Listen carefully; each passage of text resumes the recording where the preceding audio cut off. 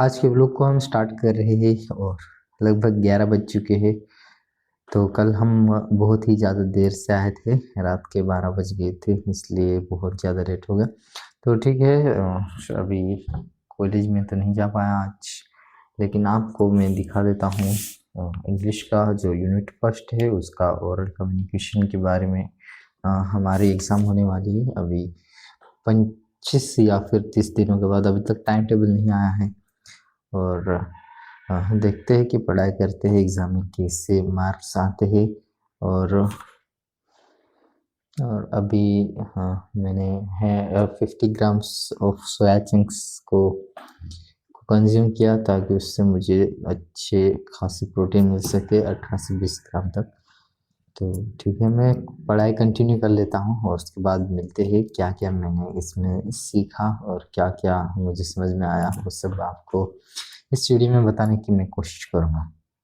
40 minute मैंने English की oral communication skill के बारे में थोड़ा सा पढ़ा है और वो आपको मैं थोड़े में कुछ बताना चाहता हूँ। हाँ, सबसे पहले आप अगर देखोगे तो interview included face-to-face and telephonic conversation, interview, speeches, seminars, announcement। मतलब ये जो ओरल कम्युनिकेशन है इसका जो इंट्रोडक्शन अगर हम दे तो ये फेस टू फेस और टेलीफोनिक और जो इंटरव्यूज, जो स्पीचेस है, जो सेमिनार्स है, उसके बारे में हमें दर्शाता है। तो उसमें सबसे पहले मैंने ये देखा इंटरव्यू। तो अगर हम देखेंगे तो इंटरव्यू अगर फ्रेंच वर्ड में सबसे पहले ये निकला था इंटरव्यू, ये नाम है इंटरव्यू। और उसके बाद मैंने पढ़ा टाइप्स ऑफ इंटरव्यू, कितने टाइप्स के इंटरव्यू हो। तो यहाँ पे लगभग बहुत ही ज़्यादा टाइप्स के, क्योंकि 1 2 3 4 5 6 7 8 9 10 और 11 टाइप्स के इंटरव्यू है। सबसे पहले आप ये देख सकते हो screening interview, job interview, campus interview. और कैंपस इंटरव्यू में भी हमें 2 टाइप्स के इंटरव्यू मिलते हैं, ऑन कैंपस और ऑफ कैंपस। और उसके बाद ग्रुप इंटरव्यू और पैनल इंटरव्यू, टेलीफोनिक इंटरव्यू के बारे में पढ़ा, प्रमोशनल इंटरव्यू के बारे में पढ़ा, एवराइज्ड इंटरव्यू के बारे में पढ़ा, प्रॉब्लम इंटरव्यू के बारे में पढ़ा, एग्जिट और स्ट्रेस इंटरव्यू के बारे में पढ़ा, जो कि बहुत ही ज़्यादा हेल्प करेगा आने वाले टाइम में मुझे। और फिर उसके बाद मैंने 40 मिनट के अंदर में ये जो प्रिपरेशन फॉर एन इंटरव्यू के बारे में देखा। तो इसमें बताया गया था कि the preparation of an interview can be divided into the 3 stages. तो यहाँ पे 3 स्टेजेस बताया गया है, लेकिन मैंने सिर्फ 2 स्टेजेस के बारे में पढ़ा और उसके बाद 1 स्टेजेस के बारे में मैं कल से कंटिन्यू करूँगा।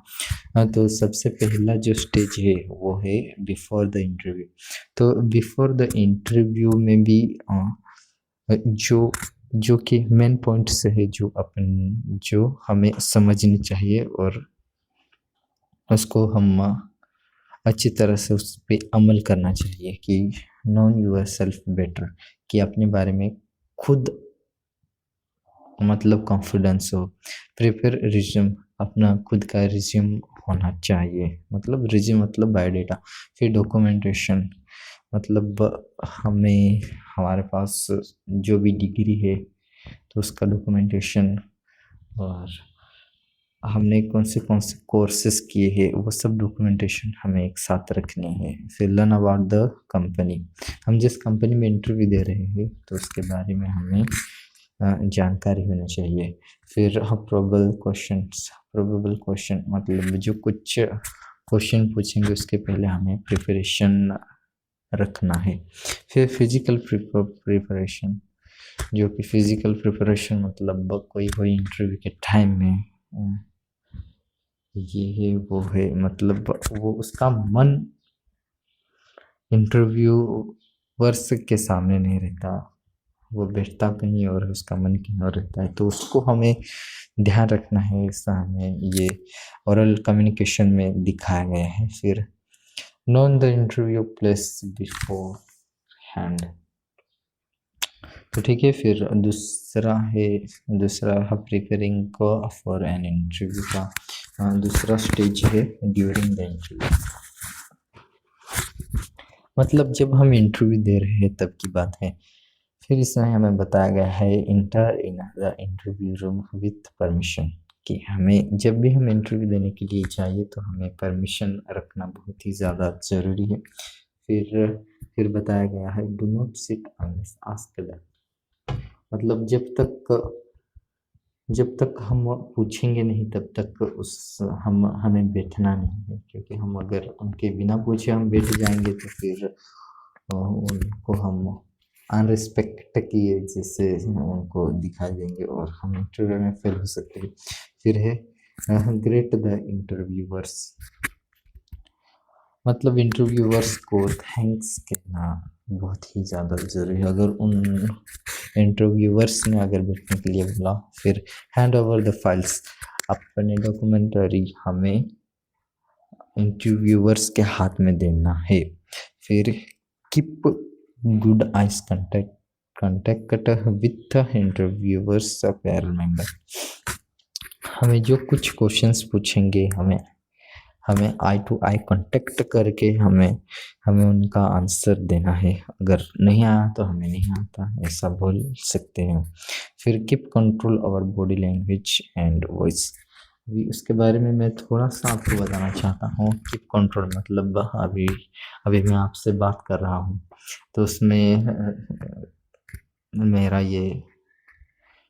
मेरा ये हाथ आपको दिख रहा होगा कि मैं जैसे जैसे बात कर रहा हूँ वैसे वैसे मेरा हाथ हिल रहा है, तो उससे हमें बहुत ही ज़्यादा कंट्रोल करना है, तब जाके कि कंट्रोल और बॉडी लैंग्वेज। फिर उसके बाद है लिसन द क्वेश्चन केयरफुली, वो जो कुछ क्वेश्चंस पूछेंगे उससे हमें अच्छी तरह से सुनना है ताकि हम उसका आंसर दे सके। फिर answer should not be too short और लॉन्ग, हमें ऐसे आंसर देना है कि वो ज़्यादा लंबा भी ना हो ज़्यादा कम भी ना हो। फिर कॉन्फिडेंस, हमें ओवर कॉन्फिडेंस रखना है कि हम इस कंपनी के लायक है, हमें कंपनी की ज़रूरत नहीं है बल्कि कंपनी वालों को हमारी ज़रूरत है, ऐसा उनको कॉन्फिडेंस दिखाना है। फिर भी पॉलिट एंड काउंटर्स, ठीक है। फिर ओवर नेगेटिव रिमार्क अबाउट ईयरल्स, मतलब ये जो कहा गया है इंटरव्यूअर्स ने अगर एक बार पूछा तो हमें बार बार उनसे वो बात नहीं पूछनी है, वो क्वेश्चंस नहीं पूछने हैं, क्योंकि वो एक डिसएडवांटेजेस हो जाता है, वो एक नेगेटिव को वो करता है, ठीक है। फिर hope lies for you do not know, अगर तुम्हें नहीं पता है तो तुम सीधे सीधे बता दो कि मुझे नहीं पता है, मैं उसके लिए प्रिपरेशन कर लूँगा, ठीक है। Do not leave seat unless interview,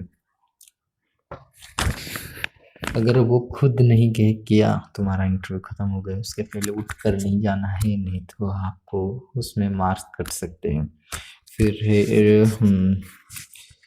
thanks and wish the interviewers, तो यहाँ पे हमें थैंक्स करना है उससे उन इंटरव्यू वालों को और उनको विश करना है कि आपका दिन शुभ रहे, और हमारे इंटरव्यू लेने के लिए हम थैंक्स करते हैं। तो ठीक है, इससे आज के दिन में हमने ये सब पढ़ा, जो कि मैंने जो 40 मिनट का था वो आपको सिर्फ 8 मिनट में समझा कर बता दिया। तो ठीक है, ऐसे ही अभी देखते हैं अभी आगे हम क्या कर सकते हैं, क्योंकि अभी 12 बजने वाले हैं और उसके बाद खाना खाने का टाइम हो जाएगा, तो अब तक के लिए मैं थोड़ा सा ब्रेक लेता हूँ। तो अभी लगभग बज चुके हैं, 1 बजने को आए हैं, तो ठीक है, मैं अभी बस जस्ट पढ़ाई कर चुका हूँ, मेरे 40 मिनट कंप्लीट हो चुके हैं, और मेरा जो सब्जेक्ट है समाजशास्त्र, मीन्स जो सोशल वर्क्स के अंदर में जो कुछ होता है उसके बारे में थोड़ा सी मैंने पढ़ाई की, आपको दिखाता हूँ। ये जो फर्स्ट प्रकरण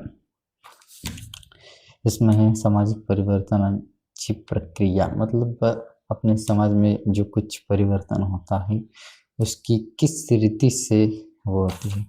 तो सबसे पहले ये जो संस्कृतिकरण है इसके बारे में थोड़ा सा मैंने पढ़ा। इसमें ये जब संस्कृति के बारे में बताया गया है तो इसमें एक प्रक्रिया रहती है, एक समूह मतलब एक गट, जैसे कि एक छोटे गांव में वो पूरा गांव मिलकर उसे साझा करता है, या फिर एक कुटुंब मतलब एक गट। फिर इसमें है उच्च जाति, जो जिसकी रीति रिवाज है, आचार विचार है, कर्म और उसके कांड है और जीवन पद्धति मतलब संस्कृतिकरण। और उसके बाद उसके कुछ वैशिष्ट ये है, मतलब वैशिष्ट मतलब कैरेक्टरलाइज्ड। तो ठीक है, कैरेक्टरलाइज्ड में सबसे पहले है कोणत्याही जातीचे अनुकरण, मतलब कौन सी भी जाति का अनुकरण करना। फिर है प्रभावी जातीचे अनुकरण, मतलब जो जिसमें प्रभाव होता है उस जाति का अनुकरण करना। इससे हम ये कैरेक्टरलाइज को पहचान सकते हैं संस्कृतिकरण से। और उसके बाद दर्जा को बढ़ाना और आदिवासी जमातीमध्ये संस्कृतीची प्रक्रिया आढळते। तो ठीक है, दिमार्गीय प्रक्रिया इसमें भी है। फिर इसमें जो गतिशीलता है, ये आप छठवां पॉइंट देख सकते हैं, जाति व्यवस्था गतिशीलता स्पष्ट करणारी प्रक्रिया, मतलब ऐसे चलने की रीति जो जाति को बढ़ा सके, उसकी प्रक्रिया कर सके। फिर निरंतर चलनारी प्रक्रिया, जो पहले भी चलती थी, अब भी चलती है और बाद में भी चलेगी। फिर कनिष्ठ जातीची महत्वाकांक्षा। तो ठीक है, फिर उसके बाद मैंने 40 मिनट में ये भी पढ़ा जो कि पश्चमात्रीकरण है, जो व्याख्या है इसकी। व्याख्या मतलब उसको क्या बोलते हैं इंग्लिश में, डेफिनेशन ऑफ पश्चमातीकरण। तो मतलब इसका मतलब है जो 150 साल से अधिक का किसी के ऊपर राज्य करते हैं और उसमें परिवर्तन लाने की कोशिश करते हैं और स्थलांतर होना समाज और यहाँ से वहाँ तक लेके जाने का।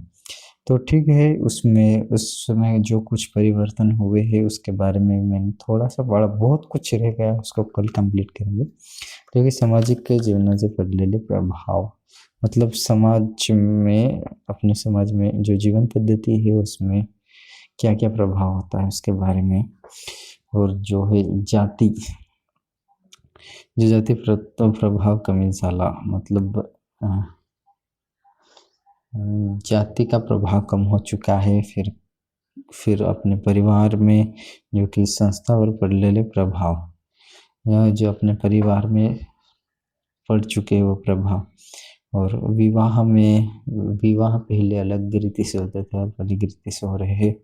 फिर स्त्रियांचा दर्जा सुधारना, जैसे हमारी बहनें पहले जैसे रहते थे वैसे वो अभी नहीं रहती। तो ठीक है, बहुत ही बड़ा व्लॉग हो जाएगा ये। तो आज के लिए बस इतना ही। वीडियो अगर अच्छा लगा होगा तो जरूर से उसको लाइक करें, सब्सक्राइब करें चैनल को और आगे ही इसे सपोर्ट करें।